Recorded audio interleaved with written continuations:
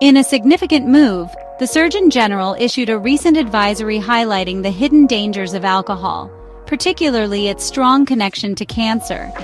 This warning serves as a wake-up call for many Americans who may be unaware of the risks associated with even moderate alcohol consumption. The Surgeon General's message is clear. Alcohol is a significant contributor to cancer cases in the United States, and we need to pay attention.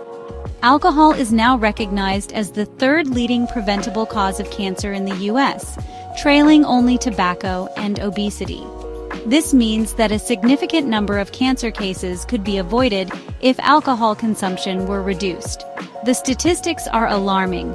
Approximately 100,000 new cancer diagnoses and 20,000 cancer deaths each year are directly linked to alcohol use. These are not insignificant numbers, and they underscore the very real danger that alcohol poses to our health. The link between alcohol and cancer is not limited to just one or two types of cancer. In fact, research has established a direct causal relationship between alcohol consumption and at least 7 different cancers. These include common and often deadly cancers, such as breast cancer, colon cancer, liver cancer, and esophageal cancer. Additionally, cancers of the mouth, throat, and voice box have also been strongly linked to alcohol use. The more alcohol one consumes, the higher their risk for developing one of these cancers. It's important to note that the Surgeon General's decision to focus on the link between alcohol and cancer is a strategic one. Cancer is a disease that touches countless lives, and the idea of preventing cancer resonates with people across the political spectrum. By highlighting this particular aspect of alcohol's harm, the Surgeon General is aiming to garner support for stronger public health measures, such as adding cancer warnings to alcohol labels, similar to the warnings found on cigarette packs. The hope is that by increasing awareness about the very real risk of cancer associated with alcohol, more people will be empowered to make informed choices about their drinking habits. Many people are surprised to learn that alcohol is classified as a Group 1 carcinogen, putting it in the same category as tobacco and asbestos.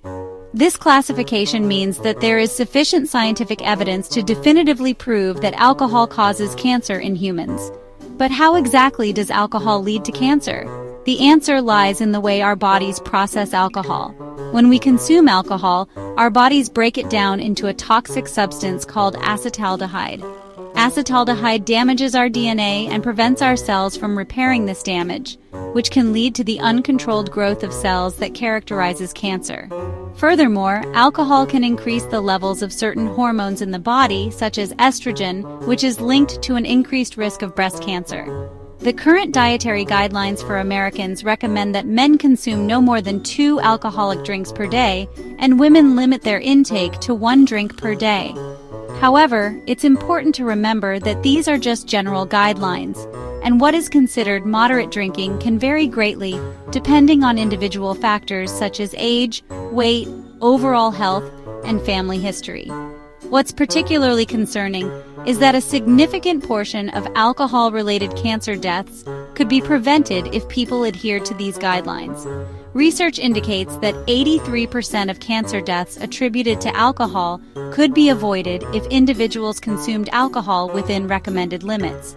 This highlights the fact that excessive drinking is a major public health concern and that reducing alcohol consumption, even among those who consider themselves moderate drinkers, could save lives. The conversation surrounding alcohol and its impact on health can be confusing, particularly when it comes to the concept of moderate drinking. While the Surgeon General's advisory focuses on the very real risks of alcohol consumption, including cancer, there is a body of research that suggests moderate drinking might offer some health benefits, especially for cardiovascular health. Some studies have shown an association between moderate alcohol consumption and a lower risk of all-cause mortality, primarily due to a reduced risk of heart disease. These studies suggest that moderate drinkers may have a lower risk of heart attacks and strokes compared to abstainers. This potential protective effect is thought to be linked to alcohol's ability to raise levels of good cholesterol, HDL cholesterol, and its potential to reduce blood clotting. However, it's crucial to interpret these findings with caution. The potential benefits of moderate drinking must be weighed against the very real risks, including the increased risk of several types of cancer. Moreover, it's important to remember that correlation does not equal causation. Just because there's an association between moderate drinking and lower all-cause mortality in some studies doesn't mean that moderate drinking is the cause of this reduced risk. Other factors such as lifestyle choices, socioeconomic status, and genetics could be playing a role. The Surgeon General's advisory serves as a vital reminder that there is no one-size-fits-all approach when it comes to alcohol consumption. While guidelines provide a general framework, the safest and healthiest approach is to discuss your alcohol intake with your doctor. They can provide personalized recommendations based on your individual risk factors, medical history, and overall health status. It's particularly important for older adults to be mindful of their alcohol consumption. As we age, our bodies become more sensitive to the effects of alcohol. Age-related changes in body composition, metabolism, and organ function mean that older adults are more susceptible to alcohol-related harm, including a higher risk of falls, interactions with medications, and exacerbation of existing health conditions. If you're concerned about your alcohol consumption or are looking to cut back, there are resources available to help. Your doctor can provide guidance and support, and there are also effective medications available that can help reduce cravings and make it easier to quit drinking. Additionally, exploring alternative beverages, such as mocktails, alcohol-free beers, and sparkling juices, can be a fun and enjoyable way to socialize without the negative consequences of alcohol. The key takeaway from the Surgeon General's advisory is that we should be having open and honest conversations about alcohol and its impact on our health. By being informed about the risks and seeking personalized advice, we can make empowered choices that prioritize our well-being. If you found this video helpful, don't forget to like, subscribe, and share your thoughts in the comments below.